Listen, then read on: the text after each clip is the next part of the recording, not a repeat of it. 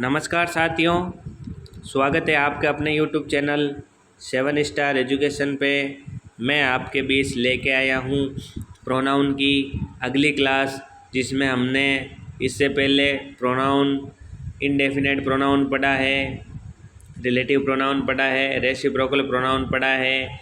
तो जो चैनल पे नए हैं वो चैनल को सब्सक्राइब ज़रूर करें, लाइक करें और अपने दोस्तों के साथ शेयर करें। और जिसने पिछली क्लासें नहीं देखी है वो पिछली क्लासें ज़रूर देखें और क्लास के एंड तक ज़रूर बने रहें। तो अपनी क्लास स्टार्ट करते हैं हमेशा की तरह मोटिवेशन के साथ।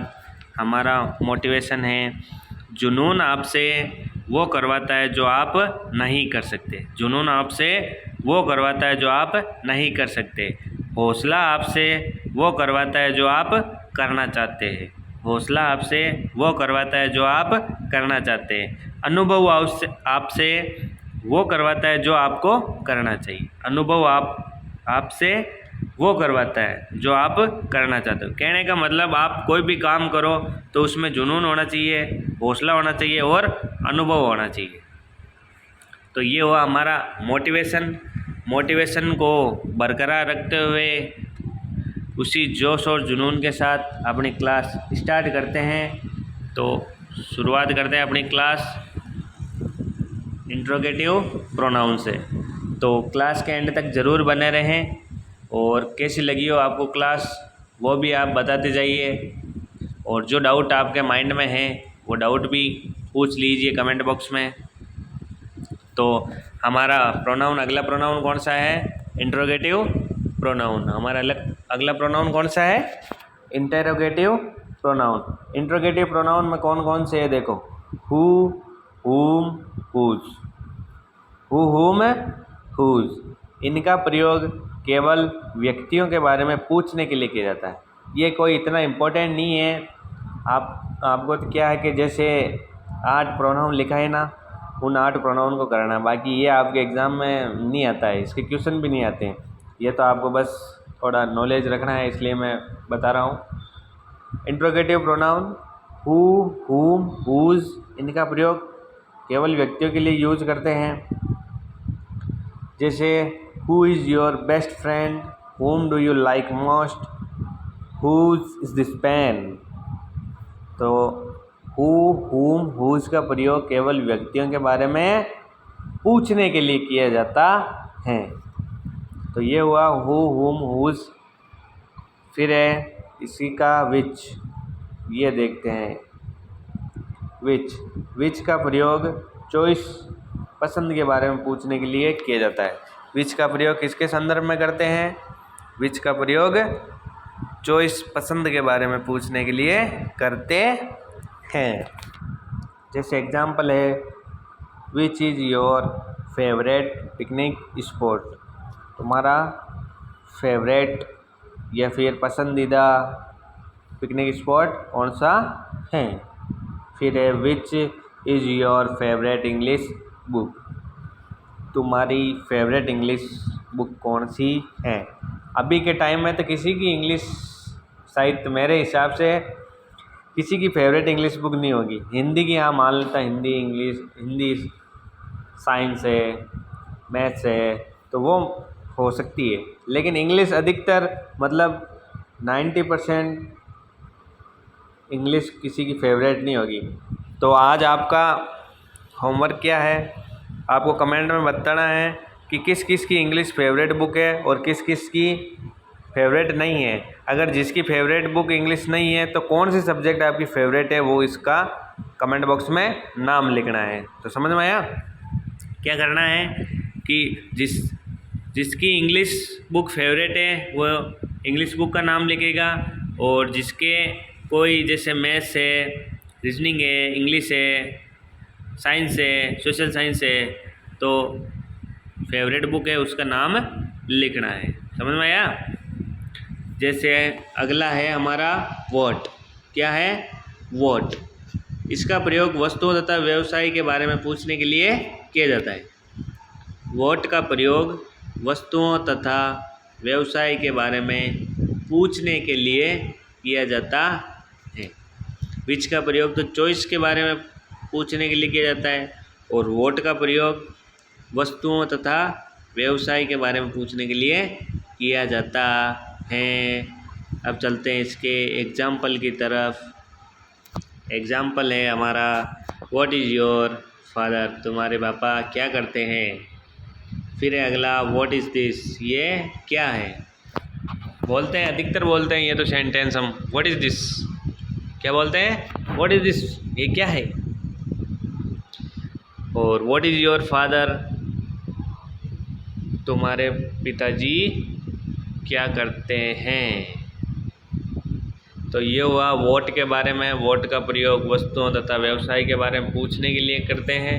और विच का प्रयोग चॉइस, पसंद के बारे में पूछने के लिए करते हैं। फिर है अगला अपना व्हेन, क्या है, व्हेन का प्रयोग समय के संदर्भ में करते हैं। व्हेन का प्रयोग कहाँ करते हैं, समय के संदर्भ में। फिर है वेयर, वेयर का प्रयोग स्थान के संदर्भ में करते हैं।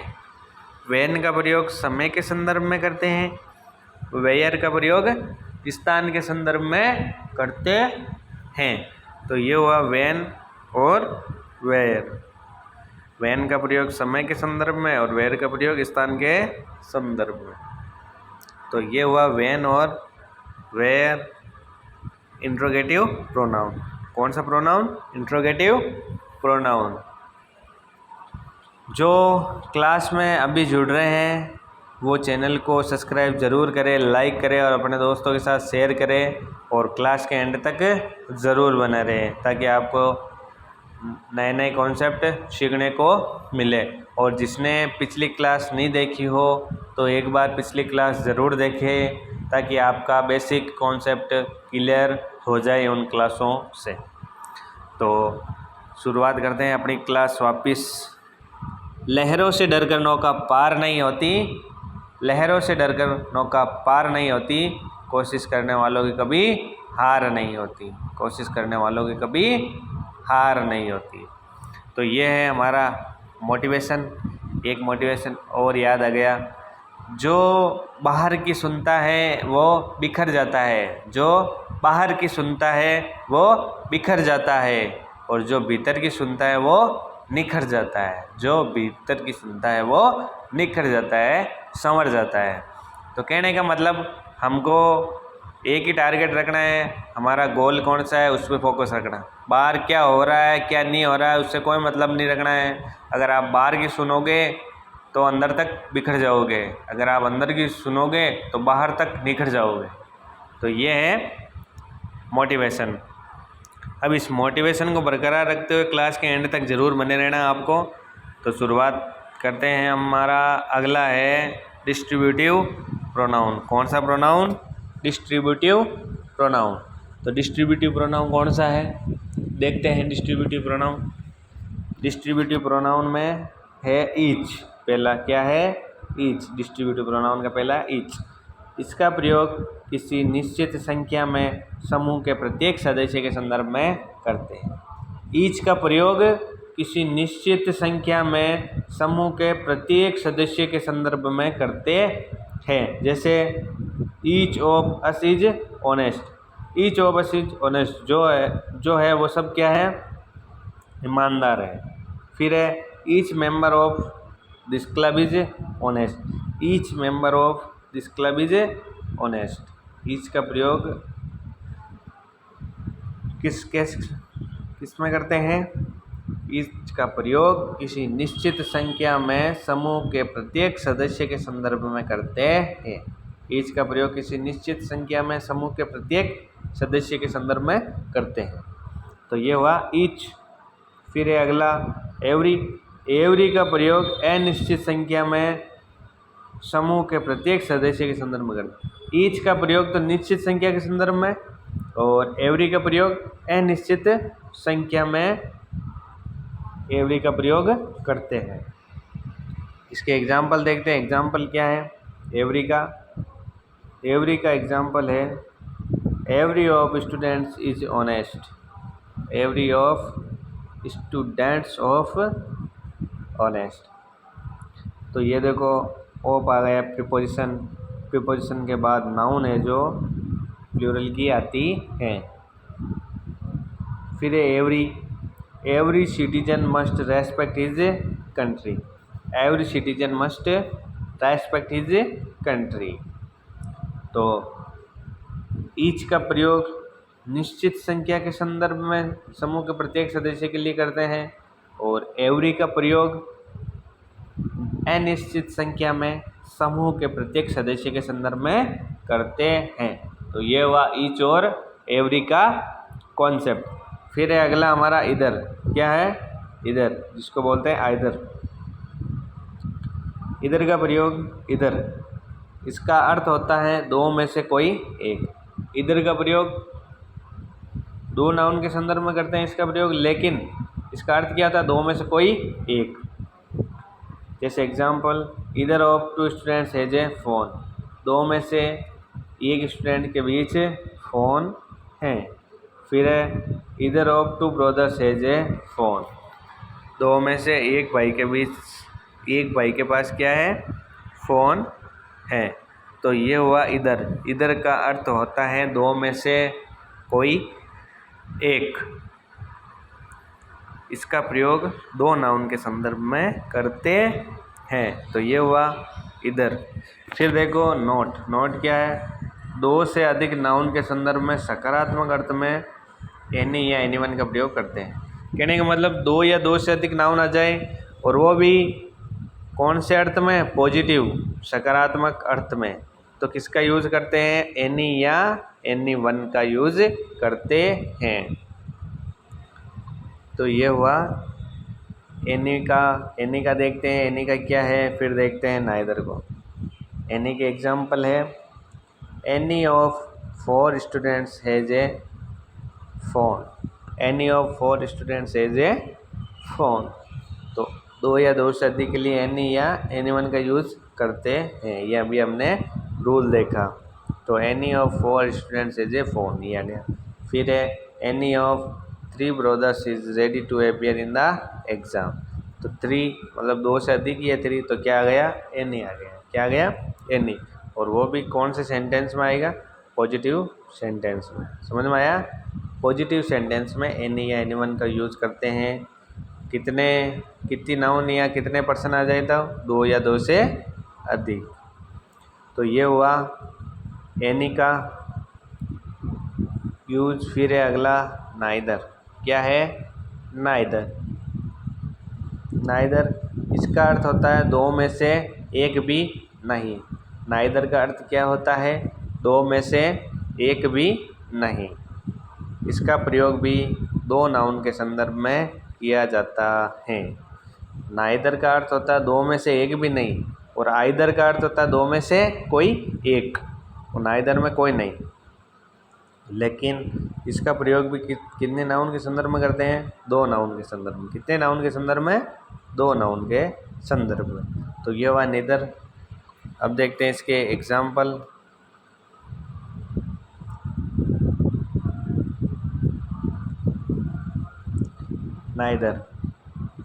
Neither of twins is healthy, दोनों में से कोई भी हेल्थी नहीं है। तो neither of twins is health. तो ये हो गया नाइदर का प्रयोग।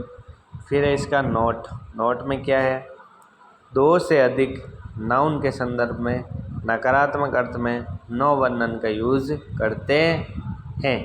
कहने का मतलब दो से अधिक नाउन के संदर्भ में नकारात्मक नेगेटिव अर्थ में नो वन या नन का यूज़ करते हैं। दो से अधिक नाउन के संदर्भ में नकारात्मक अर्थ में नो वन नन का यूज़ करते हैं। तो ये हुआ नाइदर का और नो वन नन का यूज़। तो इसके एग्जाम्पल देखते हैं। एग्जाम्पल क्या है, none of twins is healthy, none of twins is healthy. तो कहने का मतलब यह है कि ट्विंस है जो हेल्थी नहीं है। फिर है both of twins are healthy, दोनों ट्विंस है जो हेल्थी हैं। बोथ का प्रयोग तो बोथ का यूज़ एफर्मेटिव में होता है, सकारात्मक में होता है। और ये आ गया both of twins are healthy. फिर है अगला, any of 3 students want to join the IAF। Any of 3 students wants to join the IAF। तो एनी दो या दो से अधिक नाउन के संदर्भ में पॉजिटिव अर्थ के अंदर एनी का यूज़ करते हैं, और नो वन और नन का यूज़ दो या दो से अधिक के संदर्भ में नकारात्मक अर्थ में करते हैं। ये समझ में आ गया? ये डाउट क्लियर हो गया? तो ये हुआ ईच, एवरी, आइदर, नाइदर। इसका यूज़ आपके एग्ज़ाम की दृष्टि से ये प्रोनाउन आपको पर्सनली हाईलाइट करके याद करके जाना है। वेरी वेरी इम्पोर्टेंट है ये, क्योंकि अधिकतर एग्ज़ाम में एरर वाले क्वेश्चन में प्रोनाउन का आपको एरर ज़रूर देते हैं। जिसमें अधिकतर पूछते हैं ईच, एवरी, आइदर और नाइदर, इनके बीच। और ईच और एवरी के बाद हमेशा सिंगुलर नंबर की नाउन आती है, ये हमेशा ध्यान रखना है। ईच और एवरी के बाद हमेशा सिंगुलर नंबर की नाउन आती है। तो ये हुआ ईच, एवरी, आइदर, नाइदर का कॉन्सेप्ट। तो ये हुई हमारी क्लास। कैसी लगी आपको आज की क्लास? कमेंट बॉक्स में ज़रूर बताना। मिलते हैं अगली क्लास में, तब तक के लिए जय हिंद, जय भारत, राधे राधे, सत श्री अकाल। Thanks for watching my YouTube class.